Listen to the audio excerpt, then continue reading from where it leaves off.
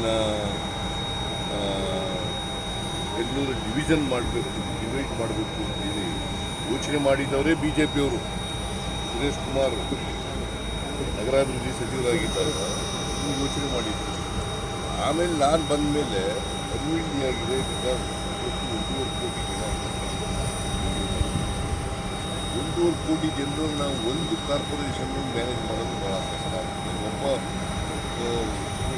Commissioner manage ಮಾಡೋದು ಭಾಳ ಕಷ್ಟ ಆಗ್ತದೆ. ಅದಕ್ಕೆ ಆಡಳಿತಾತ್ಮಕವಾಗಿ ಬೆಂಗಳೂರು ಇರ್ತದೆ, ಗ್ರೇಟರ್ ಬೆಂಗಳೂರು ಇರ್ತದೆ. ಆಡಳಿತಾತ್ಮಕವಾಗಿ 3 ಅಭಿವೃದ್ಧಿ ಹೆಚ್ಚು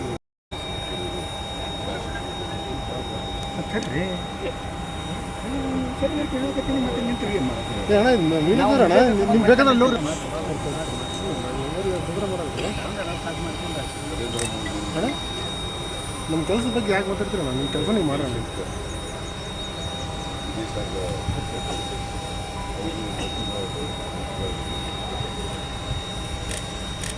ನಮಗೆ ಟ್ರಂಪ್ ಏನು ಹೇಳಿದ್ರು, ಡೊನಾಲ್ಡ್ ಟ್ರಂಪ್ ಅಮೇರಿಕಾದ ಪ್ರೆಸಿಡೆಂಟ್, ಅವರು ಆಮೇಲೆ ನಿನ್ನೆ ಬೇರೆ ಮೊನ್ನೆ 12ನೇ ತಾರೀಕು ಹೇಳಿದ್ರು ಬೇರೆ ಸ್ಟೇಟ್ಮೆಂಟ್. ಯಾವ ಸ್ಟೇಟ್ಮೆಂಟ್ ರದ್ದು ಅನ್ನೋದೇ ಗೊತ್ತಾಗ್ತದೆ. ನನ್ನ ಪ್ರಕಾರ ನರೇಂದ್ರ ಮೋದಿ ಅಲ್ಲ, ಇವರು ಟ್ರಂಪ್ ಹೇಳಿರೋದು, ಮೊದಲು ಹೇಳಿದ್ದು ಕರೆಕ್ಟ್ ಆಗಿರೋ ಸ್ಟೇಟ್ಮೆಂಟ್ ಅಂತ ಅನಿಸುತ್ತೆ. ಒತ್ತಡ ಆಗಿರುತ್ತೆ ಮೋದಿ ಒತ್ತಡ ಹೇಳಿಕೆ. ಇದು ನಮ್ಮ 26 ಜನ ರಾಷ್ಟ್ರದಲ್ಲಿ ಅದಾದ ಮೇಲೆ ಅವ್ರಿಗೆ ಉಗ್ರರಿಗೆ ಸಹಾಯ ಮಾಡ್ತಾ ಇರೋರು ಯಾರು, ನೆಲೆ ಕೊಟ್ಟಿರೋರು ಯಾರು? ನನ್ನ ಪ್ರಕಾರ ಪಾಕಿಸ್ತಾನದವರಿಗೆ ಒಂದು ಅವಕಾಶ ಸಿಕ್ಕಿತ್ತು. ಈ ಅವಕಾಶನ ಉಪಯೋಗಿಸ್ಕೊಂಡು ಅವರಿಗೆ ಇನ್ನೂ ಹೆಚ್ಚಿನ ರೀತಿಯಲ್ಲಿ ಉಗ್ರರಿಗೆ ಅವರು ಪಾಕಿಸ್ತಾನದವರು ಮತ್ತೆ ಸಹಾಯ ಮಾಡಬಾರ್ದು, ಅವರಿಗೆ ಸಹಕಾರ ಕೊಡಬಾರ್ದು, ಉಗ್ರರ ನಾಶ ಮಾಡ್ತಕ್ಕಂಥ ಕೆಲಸ ಇದೆ. ನೀವು ಯುದ್ಧಕ್ಕೆ ಸೂಕ್ತ ಸಮಯ ಅಲ್ಲ ಅಂದಾಗ ಭಾಳ ವಿರೋಧ ಮಾಡಿದ್ರು ಬಿಜೆಪಿ. ಯುದ್ಧಕ್ಕೆ ಸೂಕ್ತ ಸಮಯ ಅಲ್ಲ ನಾನು ಹೇಳೋದು ನೋಡಪ್ಪ, ಹಿಂಗೆ ನೀವು ಕೇಳೋದಿಲ್ಲ. ಈಗ ಯುದ್ಧ ಮಾಡಬೇಕಾಗುತ್ತ ಅಂತ ಕೇಳಿದ್ರು. ಆಮೇಲೆ ಯುದ್ಧದ ಅಗತ್ಯ ಇಲ್ಲ, ಅನಿವಾರ್ಯ ಆದರೆ ಯುದ್ಧ ಮಾಡ್ಬೋದು. ಅದು ಬಿಟ್ಬಿಟ್ಟು ಅನಿವಾರ್ಯ ಆದರೆ ಮಾಡ್ತಾರ ಬೇಡ ಅಂದರು ಅಂತ ಹೇಳ್ತಾರೆ. ನಾನು ಯುದ್ಧ ಮಾಡೋದೇ ಬೇಡ ಅಂತ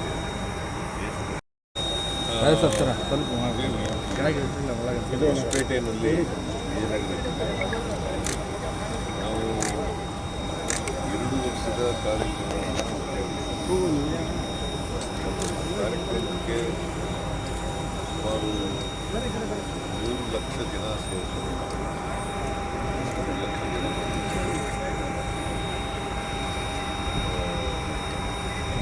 2 ವರ್ಷ ಸರ್ಕಾರ ಬಂದು 20ನೇ ತಾರೀಕು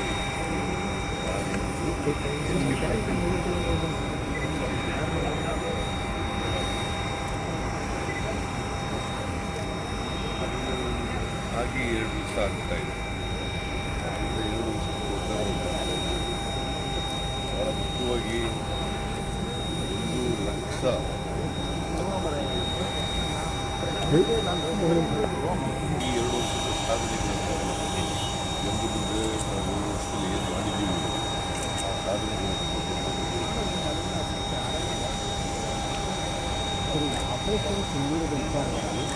ಆಪರೇಷನ್ ಸಿಂಧೂರದ ವಿಚಾರವಾಗಿ ಒಂದಿಷ್ಟು ಜನ ಶಾಸಕರು ಇವರೆಲ್ಲ ಇದ್ದಾರೆ.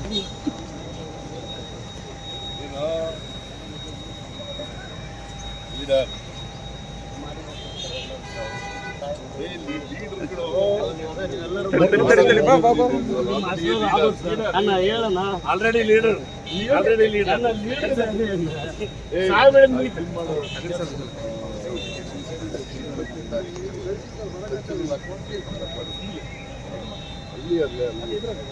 ಇವ್ರೇ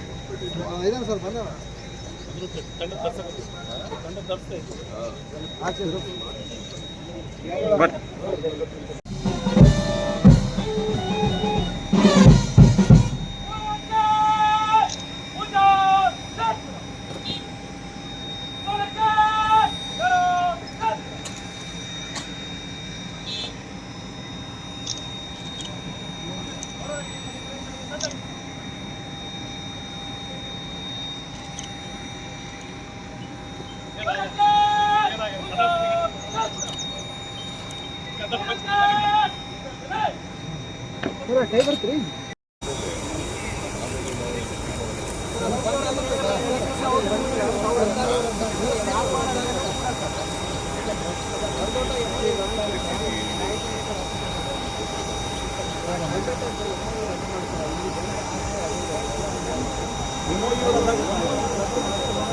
ಹೇಳಿ ಚೆನ್ನಾಗಿದ್ದೀನಿ. ಮುಂದೆ ಹೋಗ್ಬೇಡ ಮುಖ ಯಾವಾಗಲೂ ಇರ್ತದೆ. ನಾನು ಹೇಳ್ತಾ ಇರೋದು ಯಾವಾಗ ಸರ್ ಮೊಬೈಲ್ ತೆಗೀರಿ ಮುಂದೆ ಬರೋ ವಿನಾಯಕ ಹೆಚ್ಚಿನ ಸುದ್ದಿಗಳಿಗಾಗಿ ನಮ್ಮ ಚಾನೆಲ್ನ ಸಬ್ಸ್ಕ್ರೈಬ್ ಮಾಡಿ.